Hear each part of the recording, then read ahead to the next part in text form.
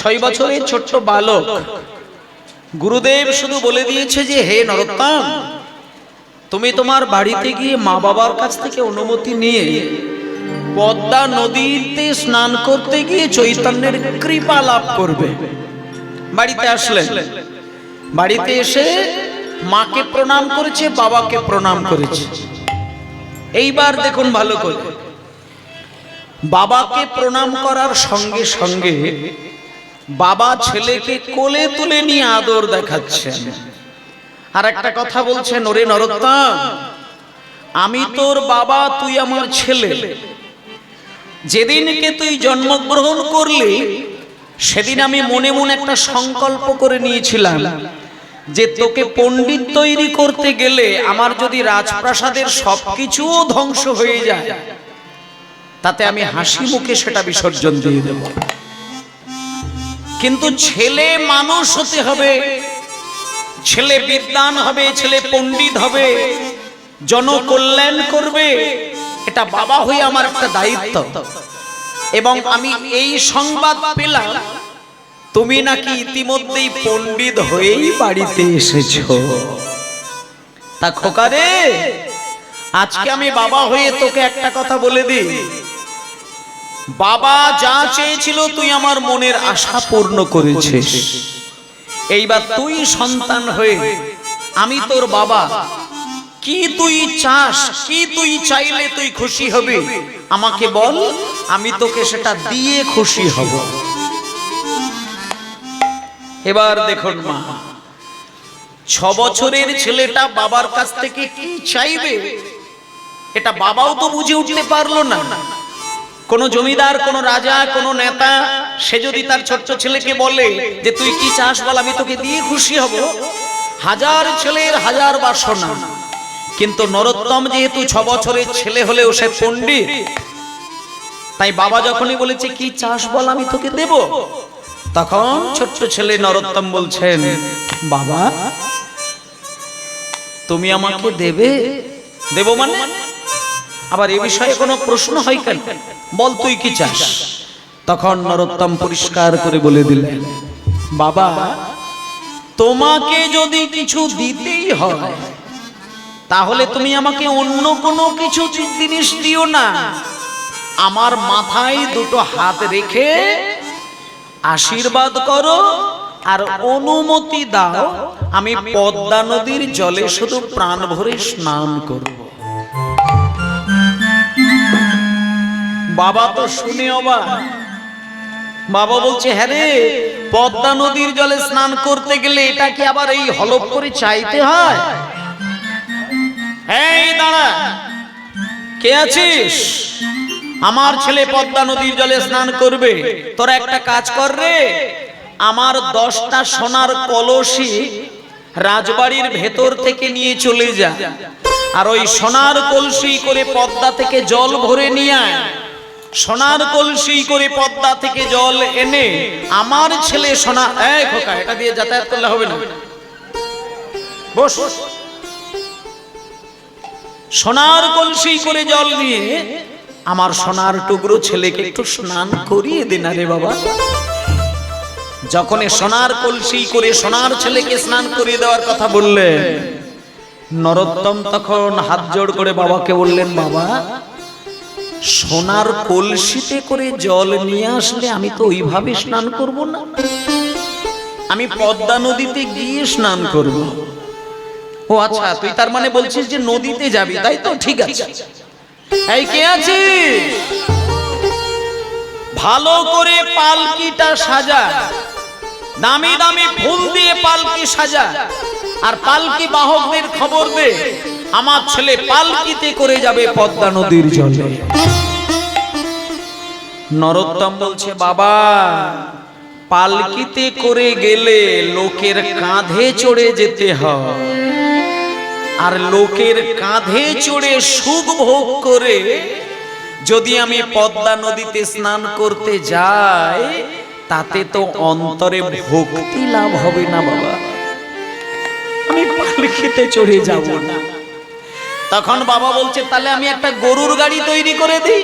বলে আমি গরুর গাড়িতেও যাব। ঘোড়ার গাড়ি না, ঘোড়ার গাড়িতেও যাব না। ও মা, পালকিতে যাবি না, গরুর গাড়িতে যাবি না, ঘোড়ার গাড়িতে যাবি না, তবে কি তুই হেঁটে হেঁটে যাবি? তখন নরোত্তম বলছে, আমি হেঁটে হেঁটেও যাব না। মায়েরা দেখো, পালকিতে না, গরুর গাড়িতে না, ঘোড়ার গাড়িতে না, হেঁটে হেঁটে না, তাহলে কিসে করে যাবে? বাবা যখন বলেছে কিসে করে যাবি, বাবা যখন বলেছে কিসে করে যাবি,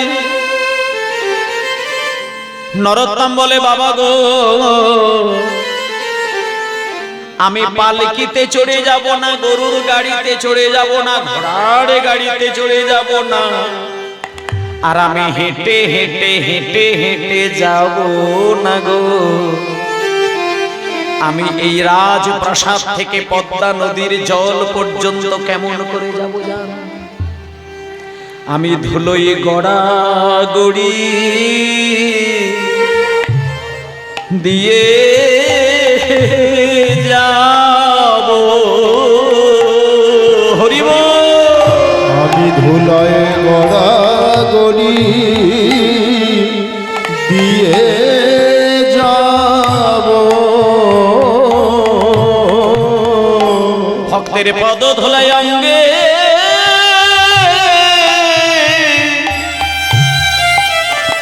ভূষণ করে, ধুলোয় গড়াগড়ি দিয়ে যাব। ভক্তে পদ ধুলি অঙ্গে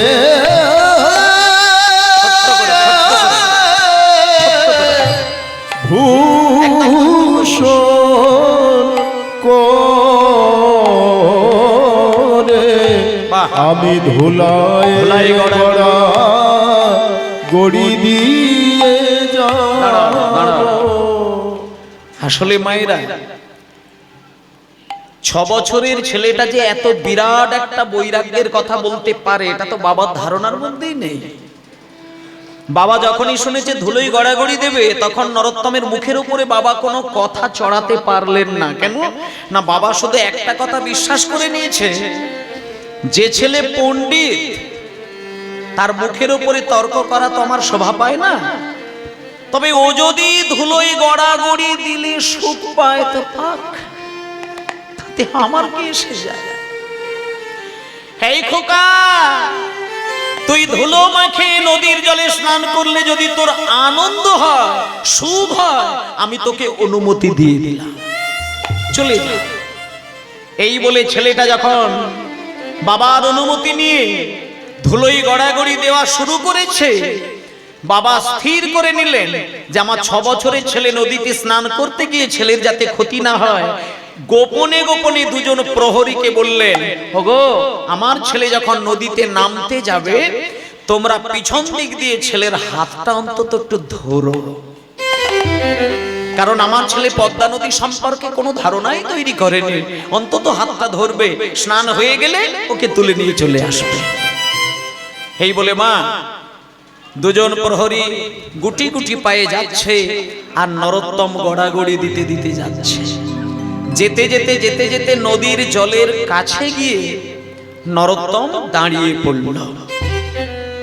এবার নদীর জলের দিকটা তাকিয়ে নিয়ে নরোত্তম ভাবছে, নদীতে যদি স্নান করতে হয়, আমার যতটুকু ধারণা যে পাটা তো আগে নদীতে বাড়াতে হবে, নাহলে আমি নামবো কি করে? আর পা যদি আগে প্রথমে নদীতে ঠেকায়, তাহলে তো পদ্মা মায়ের মাথার উপরেই পা তুলে দিলাম।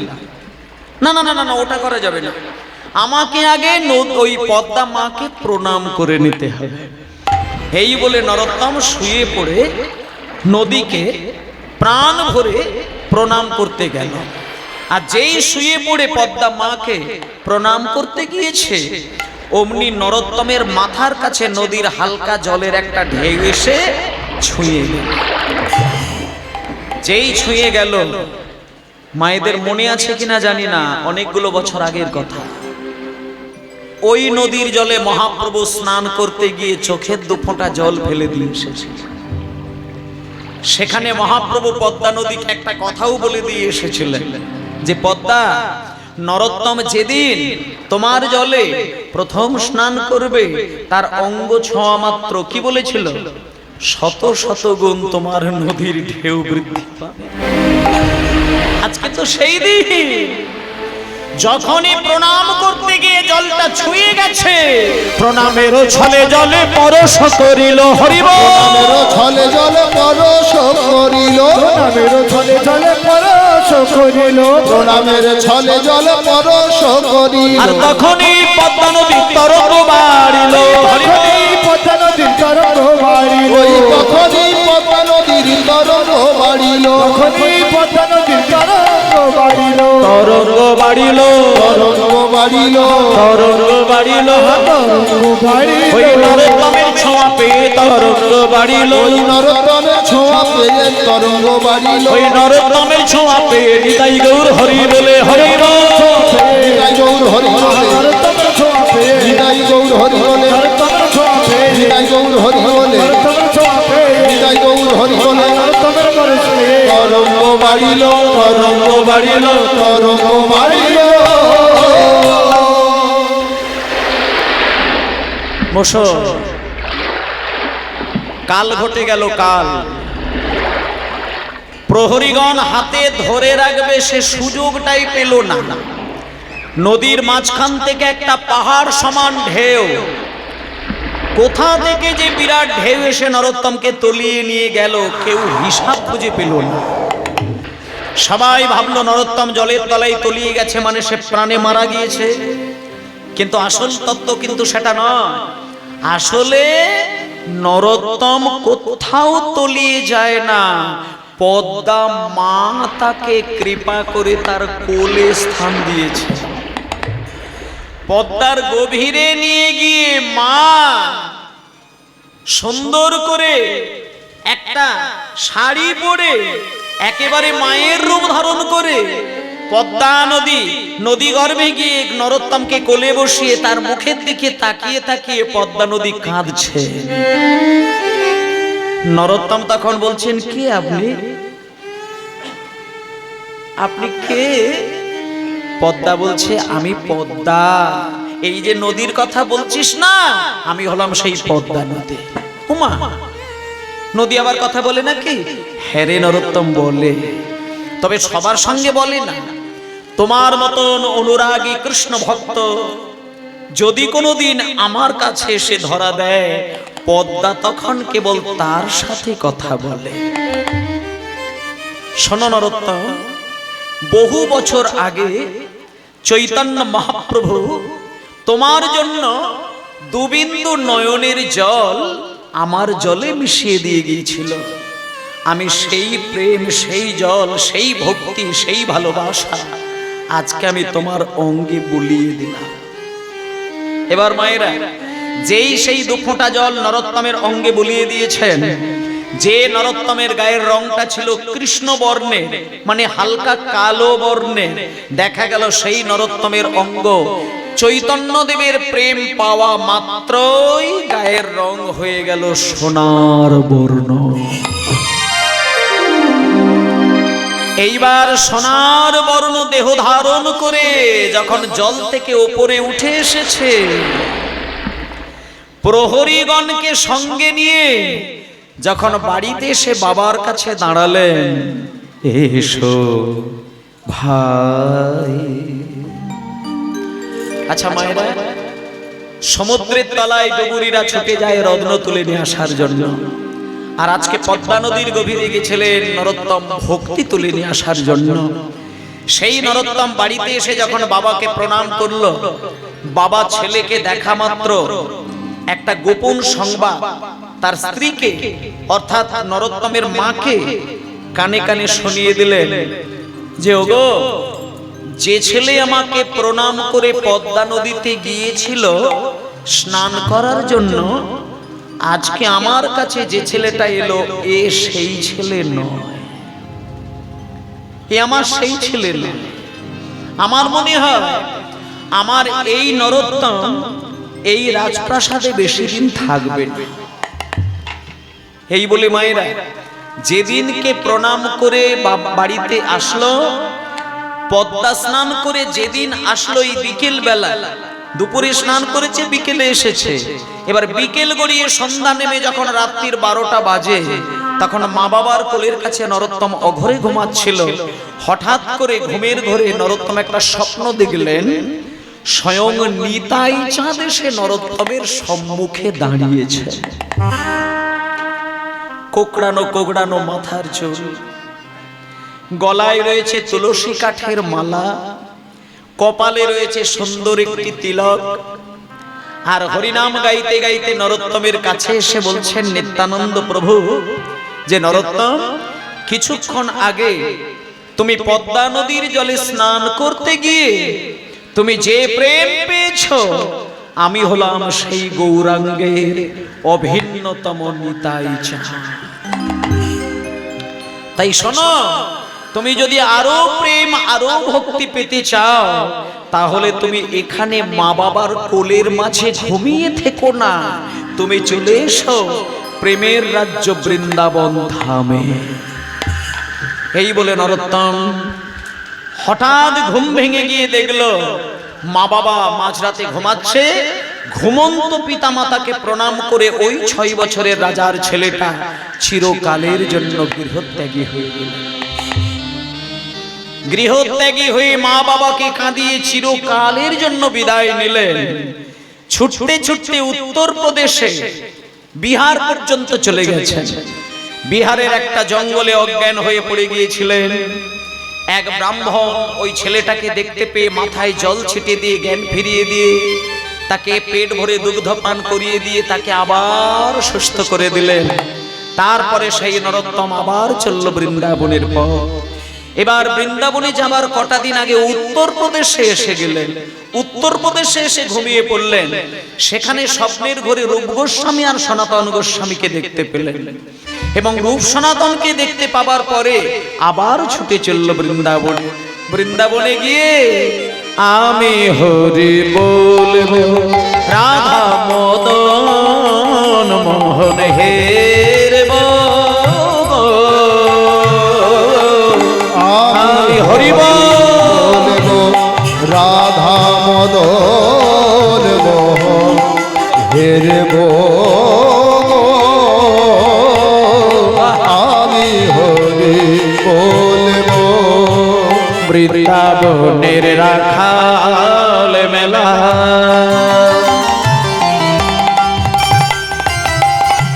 সঙ্গীতে বিনোদ খেলা, ওই বৃন্দাবনে রাখাল মেলা, সঙ্গেতে নব খেলা, আর কবে তাদের চরণ ধুলা মাকে কবে তাদের চরণ ধুলা মাগব, আর কবে তাদের চরণ ধুলা গায়ে মাকে আমি কবে তাদের চরণ ধুলা গায়ে মাগব, আমি হরি বলবো, রাধা মদন মোহন হেরব, আমি হরি বলব, রাধা মদন মোহন হেরব, আমি হরি বলব। সবাই বলুন মধুময় শ্রীধাম বৃন্দাবন ধাম কি, জীব গোস্বামী পাদ কি, জয় জীব গোস্বামী পাদ কি, জয় জীব গোস্বামী পাদ কি। জীব গোস্বামী পাদের কাছে গিয়ে আছাড় খেয়ে পড়ল। জীব গোস্বামী পাদের কাছে গিয়ে নরোত্তম তার জীবনের সব ঘটনাগুলো শোনালেন। জীব গোস্বামী পাদ সব কথা শোনার পরে বলছে, নরোত্তম, তোমার সম্পর্কে যা যা ঘটনা আমি শুনলাম, একটা কথা তোমাকে বলি, তুমি পদ্মা নদীর দেখা পেয়েছো, তারপরে বিহারের একটি জঙ্গলে যে ব্রাহ্মণ তোমাকে দুধ খাইয়েছিল তিনি চৈতন্য মহাপ্রভু, তিনি আসলে কেউ নয়। আর রূপ সনাতন তোমাকে স্বপ্নের ঘরে যে দেখা দিলেন, এই রূপ সনাতন কিন্তু পৃথিবীতে আর নেই। তিনি নিত্যলীলায় চলে গিয়েছিলেন, কিন্তু তোমাকে স্বপ্নের ঘরে তারা দেখা দিয়েছেন। তাই দীক্ষা যদি তোমাকে নিতে হয়, তাহলে তুমি আমার কাছ থেকে দীক্ষা নিতে পারবে না। দীক্ষা তোমাকে নিতে গেলে এই মুহূর্তে বৃন্দাবনে সবথেকে শ্রেষ্ঠ একজন সাধক, তার নাম হলো লোকনাথ গোস্বামী পাদ। তুমি লোকনাথ গোস্বামীর কাছে গিয়ে দাঁড়াও, উনি যদি তোমাকে দীক্ষা দেয় তাহলে তুমি জানবে যে তোমার মানব জীবনটি ধন্য হয়ে গেছে। এইবার নরোত্তম ছুটে গেল লোকনাথ গোস্বামীর কাছে। লোকনাথ গোস্বামীর কাছে গিয়ে বলছেন, লোকনাথ গোস্বামী পাদ কি জয়, লোকনাথ গোস্বামী পাদ কি জয়, লোকনাথ গোস্বামী পাদ কি জয়। আচ্ছা, এখানে যারা যারা দীক্ষা নিয়েছেন তারা একটু হাত তুলবেন তো। আচ্ছা বেশ, নিতাই গৌর হরি বল। যারা দীক্ষা নিয়েছেন তাদের জন্য একটা কথা বলি। আজকে নরোত্তম দীক্ষা নেবেন বলে গিয়েছেন লোকনাথ প্রভুর কাছে, কিন্তু লোকনাথ প্রভু জীবনে কোনোদিন কাউকে দীক্ষা দেননি। তার কারণটা কি জানেন? তিনি একটা কথা সকলকে বলতেন যে, ওরে, কোন শিষ্য যদি গুরুর কাছ থেকে দীক্ষা নেয়, শিষ্যের হৃদয়ে যদি কিঞ্চিত ভক্তি না থাকে, গুরু যদি তাকে আপন করে কোলে টেনে নিয়ে মন্ত্র দান করে, তাহলে গুরুর ভেতরে থাকা যে প্রেম সুধা, সেটা মন্ত্রের সঙ্গে মাখামাখি হয়ে শিষ্যের হৃদয়ে চলে যায়। আর শিষ্য যদি গুরুকে জীবনে কোনোদিন পরম বৈষ্ণব হয়ে গিয়ে সেবা দেয়, তখন সেই গুরু পরের জন্মে শিষ্যের কাছে ঋণী হয়ে যায়। এই দুটি কারণে তিনি জীবনে কোনোদিন দীক্ষা দেয়নি। কিন্তু মা লোকনাথ প্রভু বলে দিয়েছেন, এই কারণে আমি দীক্ষা দেই না। যখন নরোত্তম এসে লোকনাথ প্রভুর কাছে আছাড় খেয়ে পড়ল, তখন লোকনাথ প্রভু বলছে, নরোত্তম, তুমি রাজার ছেলে এটা আমি জানি, তবে দীক্ষা কিন্তু আমি তোমায় দেব না। দীক্ষা যদি তোমাকে নিতেই হয়, তাহলে আমাকে ছেড়ে দাও। এই বৃন্দাবনে অনেক বৈষ্ণব আছে, তুমি তার কাছে গিয়ে বড় আছাড় খেয়ে। নরোত্তম মনে মনে ভাবলেন, আপনি শুধু আমার এই জন্মের গুরু নন, আপনি শুধু আমার এই জন্মের গুরু নন, আপনি আমার গত জন্মের গুরু ছিলেন বটে। দীক্ষা আপনি নাই বা দিলেন, আপনার মুখপানে চেয়ে মাথা ঠুকে ঠুকে ঠুকে ঠুকে মরে গেলেও আমি কারোর কাছে দীক্ষা নেব না। আমার চোখ দানে দিলা যে, জন্মে জন্মে গুরু সে, আমার চক্ষু দান দিলা যে, জন্মে জন্মে গুরু প্রভু লোকনাথ লোকের জীবন, প্রভু লোকনাথ লোকের জীবন, প্রভু লোকনাথ লোকের জীবন, প্রভু লোকনাথ লোকের জীবন, লোকনাথ লোকের জীবন, লোকনাথ লোকের জীবন। আচ্ছা, লোকনাথ গোস্বামী বলল, আমি জীবনে দীক্ষা দেব না, দেব না, দেব না, দেব না, দেব না। এবার একটা কথা আপনাদের বলে দিই মা, আপনারা তো হাজার গুরুর সান্নিধ্য পেয়েছেন।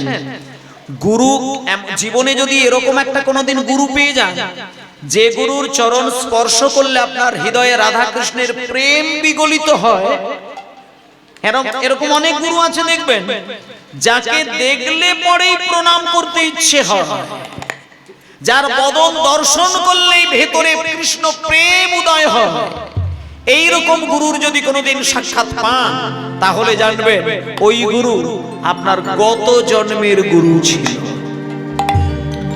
আর যদি জীবনে আপনার কোনোদিন এরকম একটা গুরু এসে যায়, যে গুরুর সাথে আপনি মন্ত্র নিয়েছেন কিন্তু সম্পর্কটা ভালো নয়, ভক্তি জগতের দিক থেকে গুরু যদি ঠিকঠাক বলে মনে না হয়, তাহলে আপনাকে ওই গুরু ত্যাগ করে অন্য গুরু ধরতে হবে। একটা মানুষ ভুল করে যদি গুরুচরণ আশ্রয় গ্রহণ করতে গিয়ে দেখে যে গুরু নির্বাচনে ভুল হয়েছে, তাহলে তার দ্বিতীয় গুরু ধরা যায়, এতে কোনো অপরাধ হয় না। গুরু শিষ্যের মিলন যেখানে হবে, সেখানে রাধা কৃষ্ণের প্রেম উৎপন্ন হবে। তাই নরোত্তম আজকে যখন লোকনাথ গোস্বামীকে দেখলেন, দেখা মাত্র নরোত্তমের হৃদয়ে এতটাই প্রেম জেগেছে, নরোত্তম ভাবলো এই লোকনাথ প্রভু আমার গত জন্মের গুরু ছিলেন, তাই আমাকে যদি উনি দীক্ষা নাও দেয়, আমি এনার চরণ ছাড়া কোনো দিন হব না। এই বলে মায়েরা একদিনকে নরোত্তম দেখলো ভোর 3টের সময় গুরুদেব পায়খানা করতে গেছেন। অতিরিক্ত বয়স যাদের হয়, জানেন তো মা, বয়স কম থাকলে আলাদা বিষয়, আর অত্যাধিক বয়স হয়ে গেলে তাদের কিছু পরিবর্তন ঘটে যায়। একটু বয়স বেড়ে গেলে দেখবেন 3টে জিনিসের পরিবর্তন ঘটে, বিশেষ করে ধরা যায়। এক হচ্ছে দৃষ্টি শক্তিটা অনেক কমে যায়, আর একটু কানে কম শোনে, আর স্মৃতি শক্তি অনেকটা কমে যায়। তা লোকনাথ গোস্বামীর বয়সী যত যত বৈষ্ণব ছিল সবাই কিন্তু পরলোক গমন করেছে, একমাত্র উনি এখনো আছেন। কোমর পড়ে গেছে, বয়সের চাপে পড়ে নিচু হয়ে গেছে, কিন্তু বৈষ্ণবত্বটা কোনোদিন সরে যায় না। ওমা, লোকনাথ প্রভু ভোর 3টের সময় পায়খানা করতে যাচ্ছেন যমুনা নদীর ধারে। একটা পাতলা ধুতি কাপড় অঙ্গে জড়িয়েছে, আর ধুতি পরেছে। প্রচন্ড ঠান্ডার দিনে কাঁপতে কাঁপতে প্রভু যাচ্ছেন মলত্যাগ করতে। আর ছোট্ট ছেলে নরোত্তম ভাবছে, এত ঠান্ডাতেও এত বয়স্ক বাবা তিনি যমুনার ধারে যাচ্ছেন, হঠাৎ যদি পা পিছলে গিয়ে গুরুদেবের কোনো ক্ষতি হয়, কে রক্ষা করবে? আমি বরং পিছনে পিছনে যাই। হঠাৎ যদি গুরুর কোনো কিছু বিপদ হয়, অন্তত এই সুযোগে আমি তো গুরুদেবের চরণ সেবার অধিকারী হব। এই চিন্তা করে পিছনে পিছনে যাচ্ছে নরোত্তম। আর লোকনাথ প্রভু যমুনা নদীর ধারে গিয়ে যে জায়গায় পায়খানা করতে গেলেন, দেখা গেল কয়েকদিন আগে সেখানে পায়খানা করে এসেছিলেন, চোখেও দেখতে পায় না আর মনেও রাখতে পারে না। নিজের পায়খানায় পা তুলে দিয়েছে, গা ঘিন ঘিন করে উঠল, তাই যমুনায় গিয়ে স্নান করে অন্য জায়গায় গিয়ে পায়খানা করল। আবার স্নান করল, আবার পায়খানা করল। নরোত্তম চিন্তা করে নিলেন যে আমার মতো ছেলে বেঁচে থাকতে গুরুদেবের আর এই কষ্ট আমি হতে দেব না। সেবা কাকে বলে দেখুন মা, বয়স্ক মানুষ বারবার পায়খানাতে পা তুলে দিচ্ছে বলে নরোত্তম যে কঠিন কাজটা করছে সেটা শুনলেও আপনারা অবাক হয়ে যাবে। লোকনাথ প্রভু পায়খানা করে স্নান করে যখনই মন্দিরে চলে আসলেন, সকাল হবার অনেকটা আগে ওই ছেলেটা পায়খানার কাছে গিয়ে বসে পড়ল, আর দুটো হাত বাড়িয়ে পায়খানাটাকে টেনে তুলে নিয়ে বক্ষ মাঝে জড়িয়ে ধরে কাঁদতে কাঁদতে গিয়ে যমুনার জলে পায়খানাটা ভাসিয়ে দিল। শুধু কি তাই, যাতে করে গুরুদেব ওই পায়খানাটা আর দেখতে না পায়, জল তুলে নিয়ে এসে জায়গাটা লেপে পুছে পরিষ্কার করে রেখে দেয়। কিন্তু মা, এটা কদিন ঘটবে? একদিন, দুদিন, 10 দিন, 20 দিন, 1 বছর, 2 বছর, 3 বছর কেটে গেল। একদিনকে লোকনাথ প্রভু চিন্তা করলেন, আমি তো আগে আগে আমার পায়খানাটা পা তুলে দিতাম, কিন্তু এই কটা মাস কটা বছর আমি পায়খানা দেখতে পাচ্ছি না কেন? কি? ও আচ্ছা আচ্ছা আচ্ছা, এবার বুঝতে পেরেছি। আমার মনে হয় আমার পায়খানাটা এই বৃন্দাবনের শ্রীগাল কুকুর বোধহয় ভক্ষণ করে নিচ্ছে। পরক্ষণে আবার চিন্তা করলেন, না, শ্রীগাল কুকুর যদি পায়খানাটা ভক্ষণই করবে, তারা তো জল দিয়ে লেপে পুছিয়ে রাখবে না, নিশ্চয়ই আমার অজান্তে লুকিয়ে লুকিয়ে কেউ আমার এই সেবা করে চলেছে। ওরে, কে আমার এই চরম সেবা করছিস? আমি যে তার কাছে ঋণী হয়ে যাচ্ছি। কেউ কোনো সাড়া করে। একদিন লোকনাথ প্রভু চিন্তা করলেন, কে আমার সেবা করে, কে আমার এই সেবা করে, কে আমার এই সেবা করে। মায়েদেরকে একটা কথা বলি, পায়খানার প্রসঙ্গটা যেহেতু আসলো, এখানটা আমি একটু পরিষ্কার করে দিই আপনাকে। সাধারণ মানুষের পায়খানাকে পায়খানা বলে, কিন্তু যিনি সর্বত্যাগী পরম বৈষ্ণব, তার দেহের ভেতর থেকে যে বর্জ্য পদার্থটি বের হয় পায়খানা বলে মনে করি, শাস্ত্র বলছেন সেটা পায়খানা নয়, সেটা হলো বিষ্ঠা।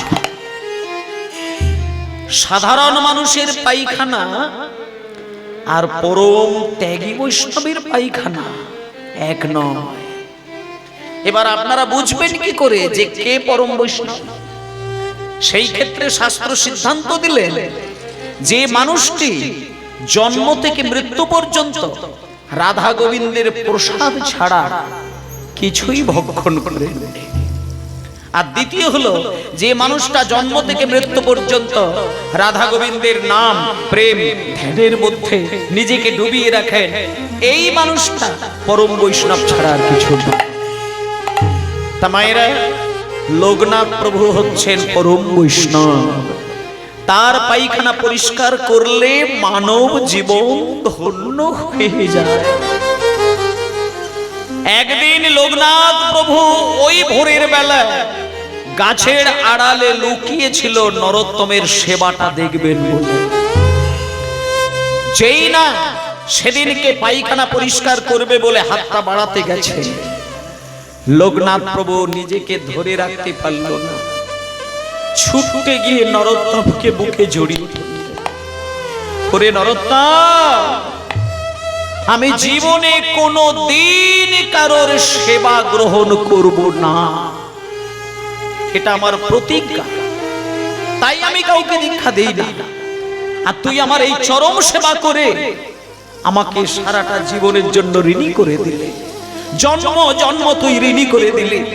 আয় বাবা, আমি তোকে যদি দীক্ষা না দিই, আমি ভগবানের কাছে বড় অপরাধী হয়ে যাব। আয়, আমি তোকে দীক্ষা দিয়ে দিলাম। এই বলে মায়েরা, লোকনাথ প্রভু নরোত্তমকে দীক্ষা দিয়ে দিলেন।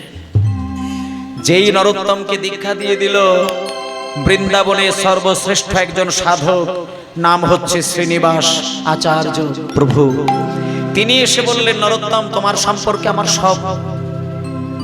সবই জেনেছি, তাই আজকে আমি তোমাকে যে বিদ্যাটা দেখাবো সেটা তোমার ক্ষেত্রে সব থেকে সুখকর। তুমি ধ্যানের মধ্যে রাধা কৃষ্ণের সেবা করবে, চোখ বন্ধ করে ধ্যান করবে, তার মধ্যে তুমি রাধা কৃষ্ণকে দেখতে পাবে।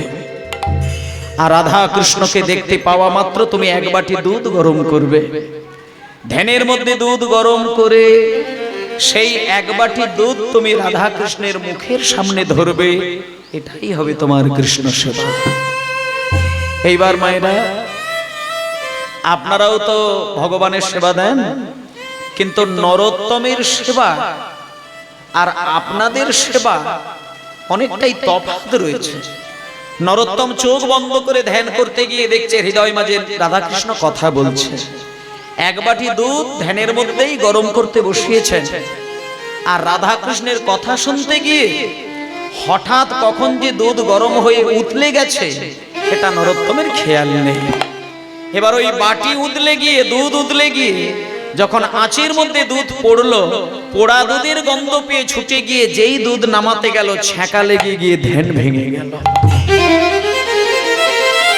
ধ্যান ভেঙে যাওয়ার পরে ছুটে গিয়ে আচার্য প্রভুকে সব খবর জানালেন। আচার্য প্রভুর কাছে যখন হাতটা লুকিয়ে নিয়ে যাচ্ছে, মায়েরা, ধ্যান ভাঙার পরে হাতের 5টা আঙ্গুল কালো হয়ে পুড়ে গেছে। এই পোড়া হাত আঁচলের মধ্যে লুকিয়ে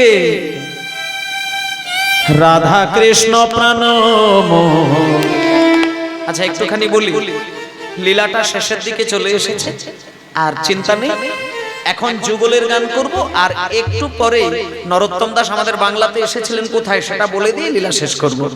কারণ তিনি কিন্তু বৃন্দাবনে সারা জীবন ছিল না, এটা আপনারা ভুল বুঝবেন না। তিনি এই বাংলাতে এসেছিলেন বলেই আজকে বাঙালি কীর্তন গান শুনতে পাচ্ছে, না হলে কীর্তন গান শোনা হতো না।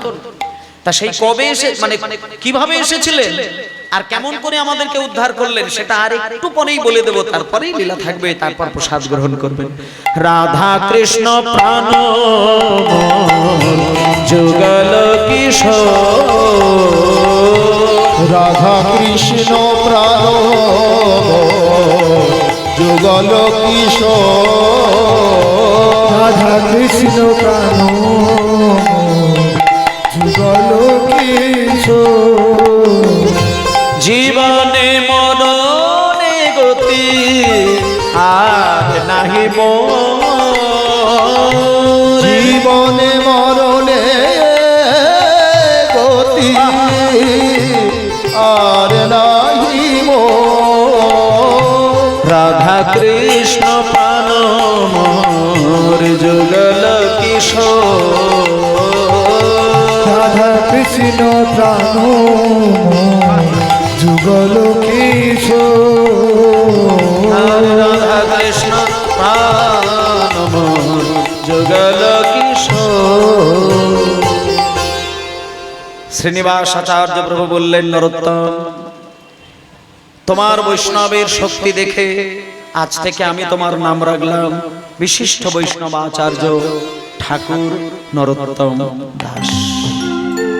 তুমি আর বৃন্দাবনে থেকো না, তুমি বাংলায় গিয়ে একটু বাঙালিদেরকে উদ্ধার করে দাও। সেই নরোত্তম দাস ঠাকুর আবার বাংলায় ফেরত এসেছিলেন, এবং বাংলায় তিনি যেদিনকে ফিরে আসলেন সেদিন কিন্তু তার মা বাবা আর জীবিত ছিল না, পরলোক গমন করেছিলেন।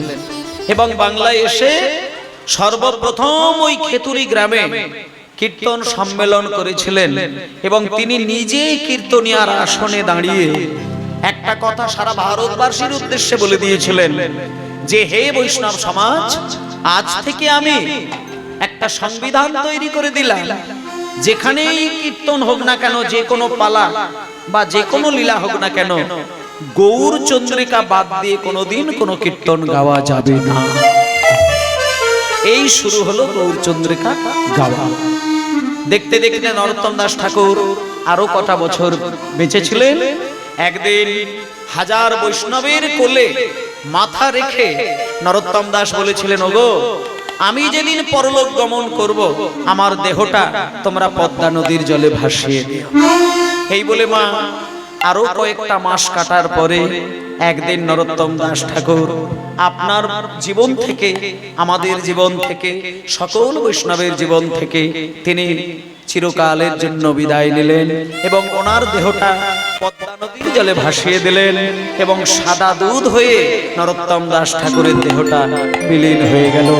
সবাই মিলে বলুন, নরোত্তম দাস ঠাকুর কি জয়, বৃন্দাবন ধাম কি জয়, আপন আপন গুরুদেব কি জয়, জয় জয় ভক্তবৃন্দ গৌরী যাহার প্রাণ, ভক্তবৃন্দ গৌর যাহার প্রাণ, জয় জয় ভক্তবৃন্দ গৌর যাহার প্রাণ, জয় জয় ভক্তবৃন্দ গৌর যাহার প্রাণ, সবে মিলে করো মোরে প্রেম ভক্তি গান, মিলে করো মোরে প্রেম ভক্তি দান,